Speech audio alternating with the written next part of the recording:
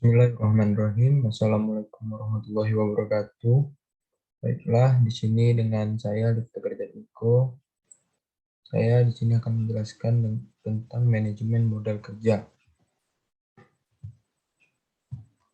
Baiklah, yang pertama itu ada pengertian manajemen modal kerja. Modal kerja mempunyai dua kosakata atau elemen dasar, yakni aktiva lancar, current asset, dan kewajiban lancar, current liabilities. Manajemen modal kerja memerlukan kedua elemen ini untuk menentukan bagaimana kegiatan operasional kantor agar pengelolaannya berjalan dengan baik. Manajemen modal kerja working capital management menurut Harjito dan Martono merupakan manajemen dan elemen-elemen aktiva lancar dan elemen-elemen hutang lancar. Nah, dari penjelasan itu bahwasanya pengertian modal kerja adalah sebuah strategi dalam akuntansi yang fokusnya pada pemeliharaan keseimbangan current asset dan liabilities pada perusahaan.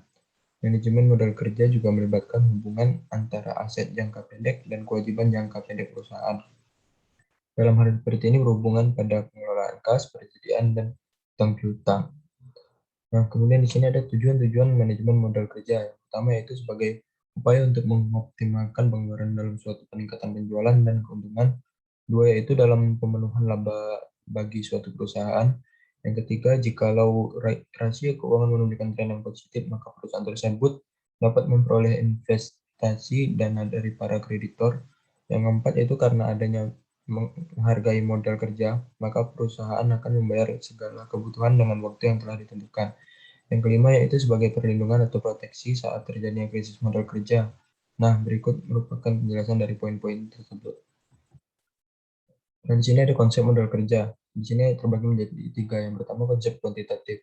Modal kerja menurut konsep kuantitatif adalah jumlah keseluruhan dari aktiva lancar.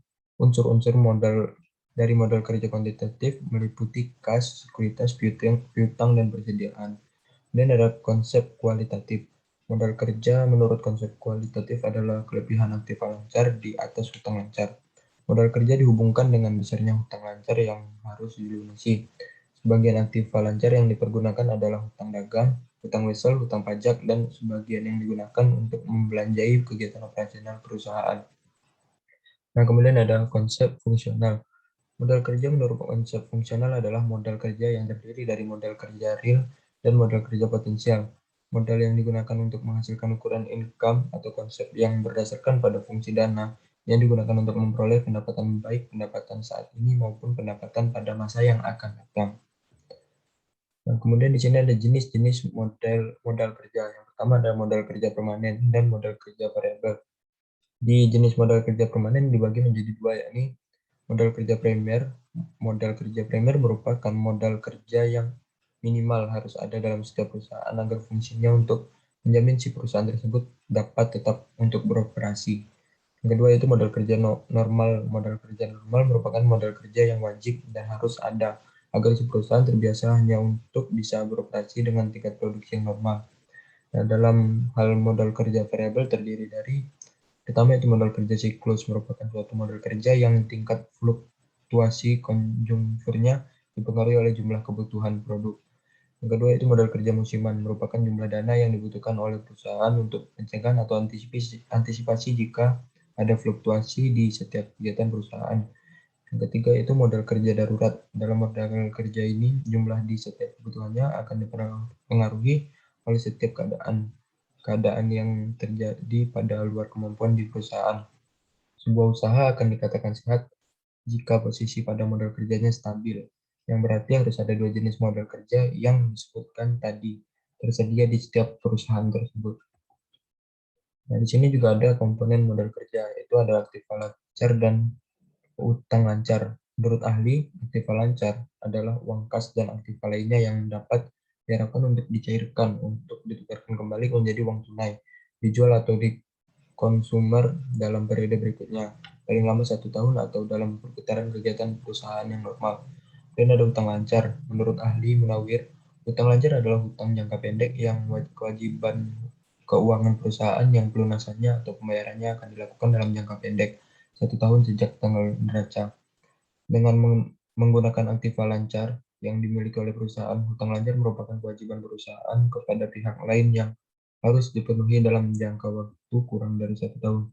atau utang yang jatuh temponya masuk siklus akuntansi yang sedang berjalan. Nah, di sini ada alasan pentingnya modal kerja. Ada 6 alasan. Yang pertama yaitu bahwa sebagian besar waktu manajer keuangan digunakan untuk kegiatan operasi perusahaan manajemen modal kerja.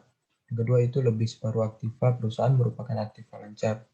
Yang ketiga, manajemen model kerja sangat penting untuk keberhasilan sebuah perusahaan. Yang keempat, adanya hubungan langsung antara pertumbuhan penjualan dengan kebutuhan untuk membiayai aktiva lancar. Yang kelima, kelebihan jumlah aktiva lancar bisa berakibat pada realisasi pengembalian investasi di bawah standar yang ditentukan.